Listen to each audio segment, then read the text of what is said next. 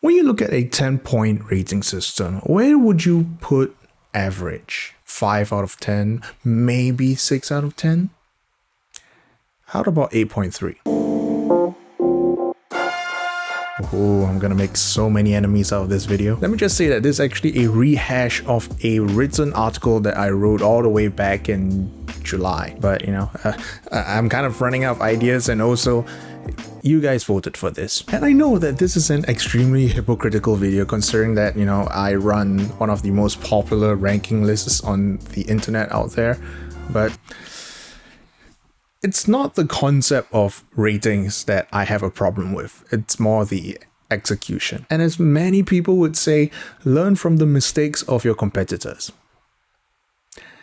And boy, are there mistakes. This isn't a problem that is exclusive to the audiophile world. Everywhere you go, there will be the same issue that I'm about to bring to light today. I think the name that a lot of people give this problem is the IGN problem. I see some of you behind the screen, you're laughing right now. You know what the IGN problem is. I know what the IGN problem is. But for those who aren't familiar with this, it basically boils down to two things. One is that there is no consistency in scoring. The root cause of that is due to the fact that whether IGN or a different website don't just have one writer. They have a bunch of contributors. They have multiple writers reviewing different games, and what that means is that what works for one person doesn't work for the other one, and you see a lot of weird contradictions that happen from the same company. And that is a problem, because when you think of an IGN review, you don't think of the individual writer. You don't think of the person who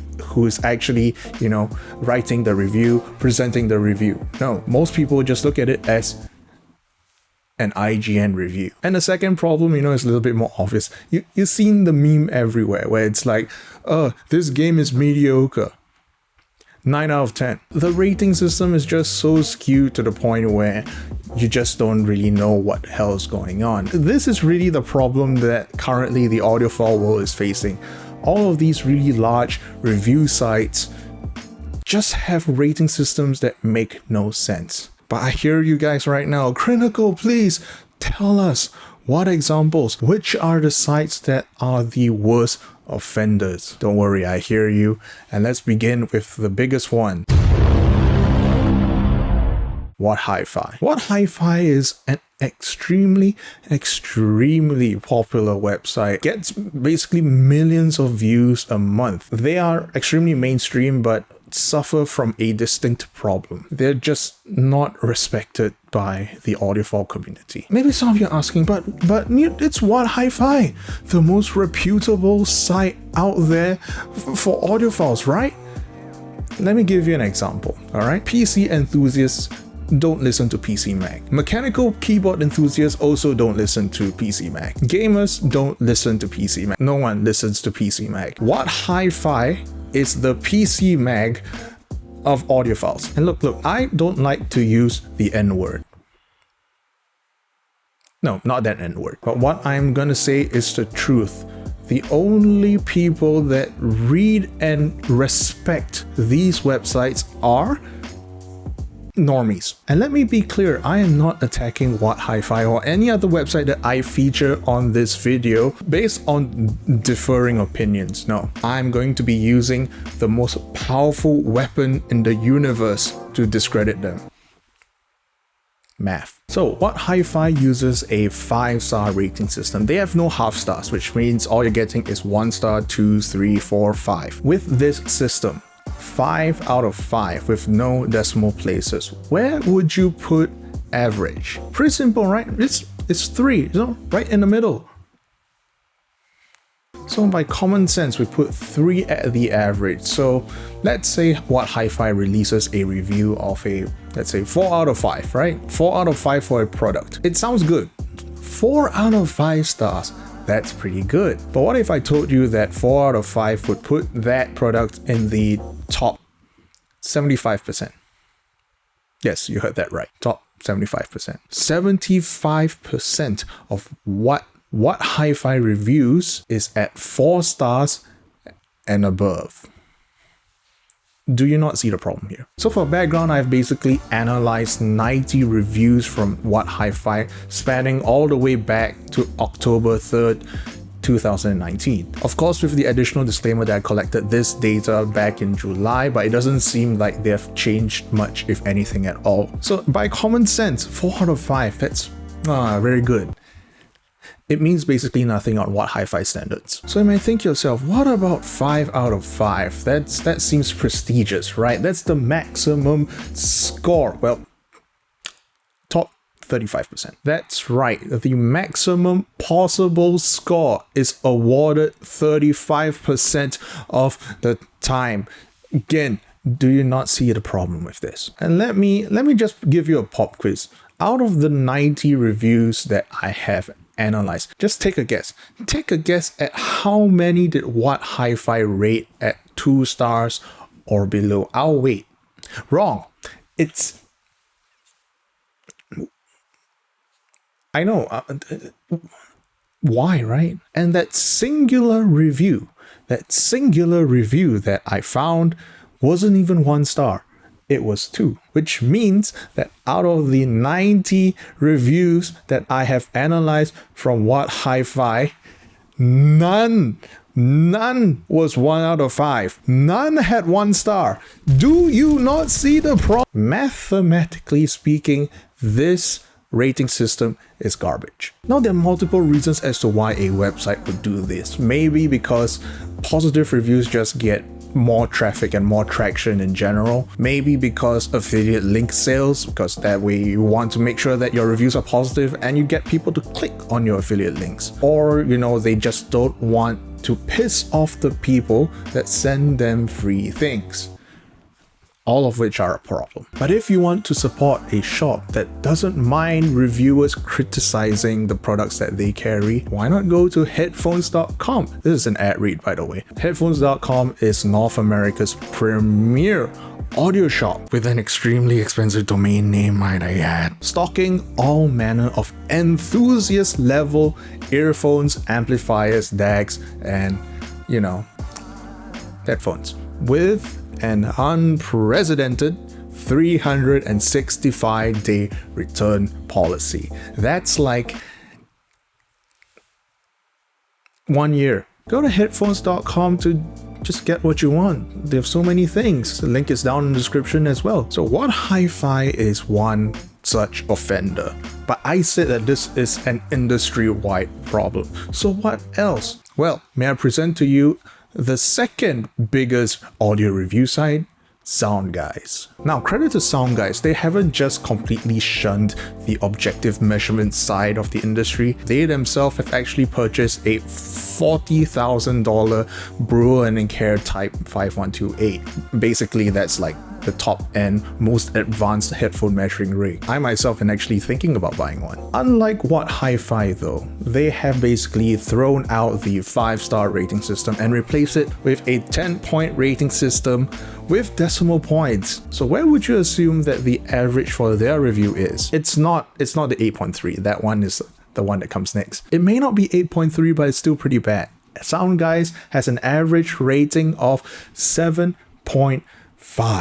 I'll keep repeating it over and over again. Do you not see the problem with that? Soundguys has a different problem. They are extremely unwilling to rate anything at below 7 out of 10. Very, very rare. Very, very rare of actually finding something like that. But on the flip side, they're also extremely scared of rating anything above 9 out of 10, which means that for the majority of their reviews, everything sits between a 2-point scale, 7 out of 10 to 9 out of 10. Do you not see the issue with that? Can you imagine using 20% of a scale? Where did the other 80% go? Why not use the entire scale? Why even use a 10-point system if you're only going to use 2 points?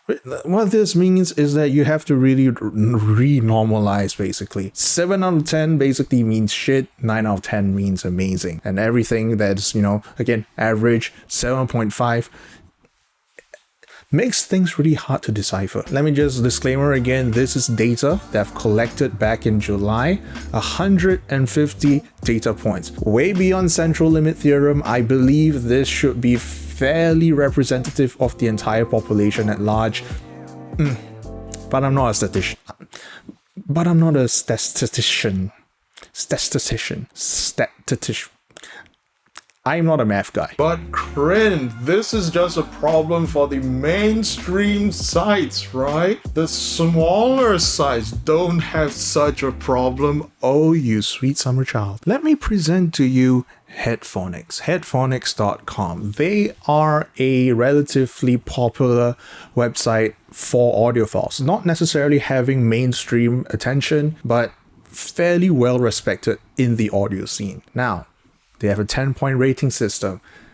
I've already spoiled it for you. They have an average of 8.3. If you thought Soundguys was bad, Headfonics make them seem fair in comparison. They make Soundguys look like me.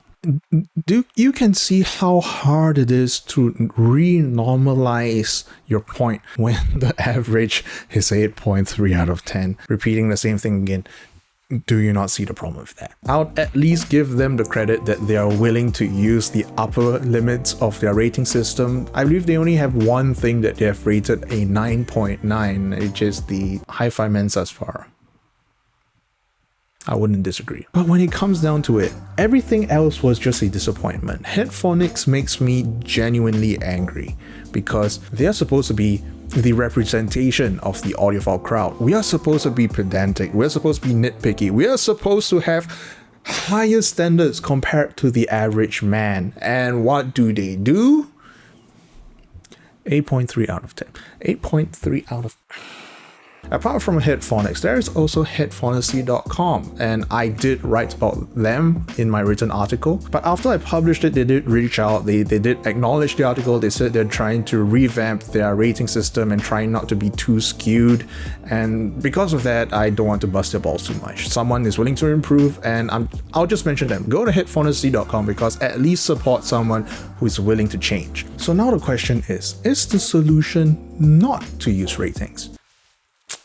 Not quite. I have not done a proper data analysis of this, but the problem that I have at least is not the rating system in general. More the fact about its whole positive skew thing. Everything seems to be reviewed as like the greatest thing ever. Everything is good, everything is great, everything is amazing. Removing the rating system does not fix this issue. And again, if I try to do some data analysis on websites that don't use a rating system, they just write a review and get on with it, we could still classify them into like negative impressions, lukewarm, and positive. And just by classifying into these three categories, we would probably see a positive skew as well. I would almost guarantee that a lot of these websites would skew positive as well. Again, the problem is not the rating system, it's how it's being used. It's being abused. People look at it an 8 out of 10. People take one glance at it, they see an 8 out of 10, they think great, but you know, after looking at actual statistics, 8 out of 10 is actually below average. That is the problem. That is why I think the rating system doesn't work. It's because it's not being utilized properly. It is misleading and it is being used to further something far more nefarious than we should actually be able to. Now I hear you guys murmuring at the back of the class again. Corinne, what about your rating system? You keep bashing other people, but you never talk about yours. I have actually.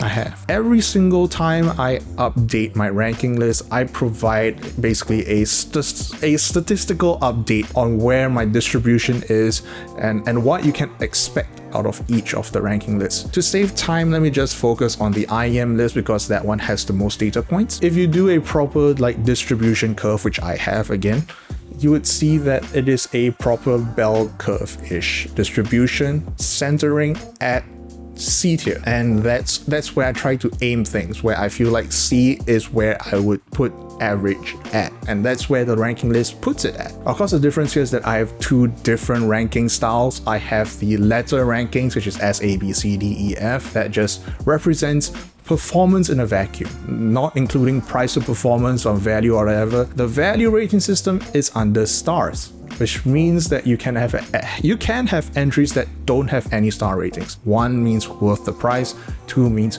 redefines the price bracket, and 3 means worth the blind. Statistically speaking, again, all of this is just math. I'm not trying to pull the wool over your eyes. All of this can be calculated by itself as well. If an IEM ranks at C+ and above, that means that it is at a top 50th percentile. On the other side, if an IEM ranks at C or below, that means it is at the bottom 50th percentile.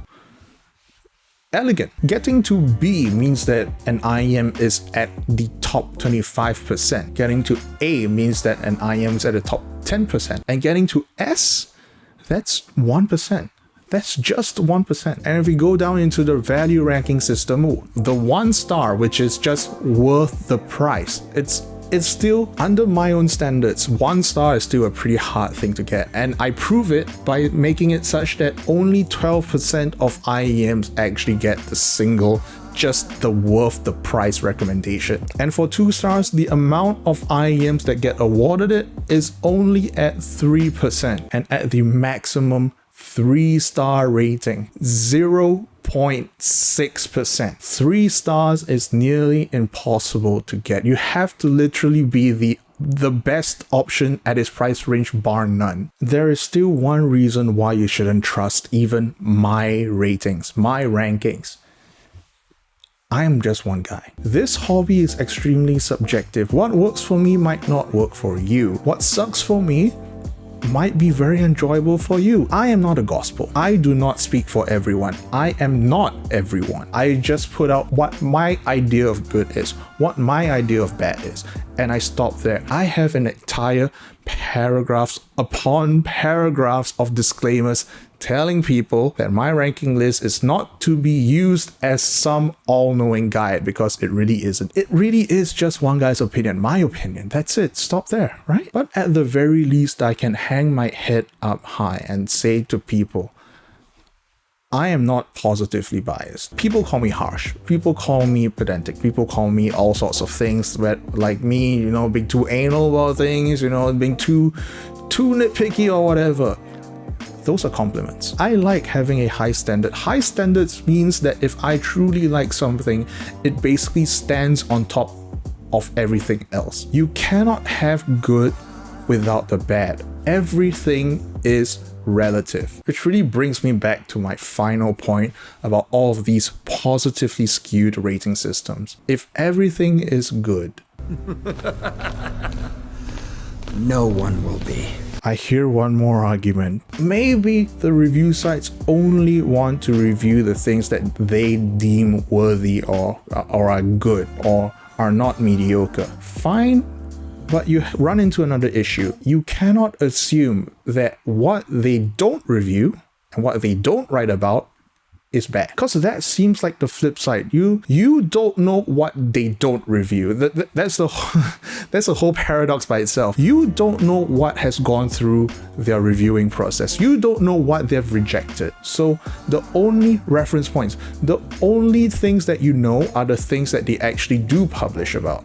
And that's what I'm analyzing. So giving them the benefit of the doubt is even harder, because you don't know about the things that they just consider as mediocre, because again, they don't publish it, they don't talk about it. So to all of these websites, I say that you don't have to write a review about everything that goes through your door. 1 sentence, 2 sentences, maybe an entire hit list of all the things that did come through your door and all the things that you find mediocre. Publish them. Tell the people what they shouldn't buy. Don't just tell the people what they should buy. To all of these review sites, I have to say this. You're not in service to the manufacturers. Fuck the manufacturers. You're in service to the consumer. The people who read you, the people who use you to make purchasing decisions. Those are the people that you should be writing for, not the manufacturers. Don't be afraid to name and shame. Don't be afraid to criticize. Don't just selectively publish all of these pretty flowery reviews that obviously get you clicks, obviously get you the affiliate sales. Again, you're in service to the consumer, not the manufacturer. At least you should be. You really should be. I'm sure there are other sites out there as well, but I'm just gonna target these bigger ones because, you know, it's a YouTube video. All of you have short attention spans. I know, I'm not gonna make this a 1-hour video. Hey, so Crin from the future here. I want to make it extremely clear that this video is specifically targeting the professionals in the hobby. People where it's literally their jobs to review all of these things. So if you're just someone who just wants to share their experience online, put up a 5-star review on Amazon or on Headfonics, this video really doesn't concern you specifically, because you are held at an inherently different standard to the professionals. I'm talking about the people who review like literally hundreds, maybe thousands of things. So I hope you don't take this the wrong way and understand where I'm coming from here. And on that bombshell, let's just end the video. Let me thank my big money boys: Dennis, McMadface, Alexander, Jonathan, Iamon, Jerry Liu, Mike, GY Audio, ZF, HK57, Lam Wing Yong. And also thank you to the people who have subscribed to one of the named ones on my YouTube memberships: What's News, Diazin, and of course Phil. Thank you all. Thank you guys for another amazing week on YouTube. I can't believe the absolute growth that is happening to my channel right now. It's really hard to believe. Oh, by the way, new hoodie. It's not for sale, but you know, if you want this as merchandise, then let me know. If not, you know, I'm just gonna keep it. I'm gonna keep it to myself. So yeah, see you next week. Don't die. Fuck off.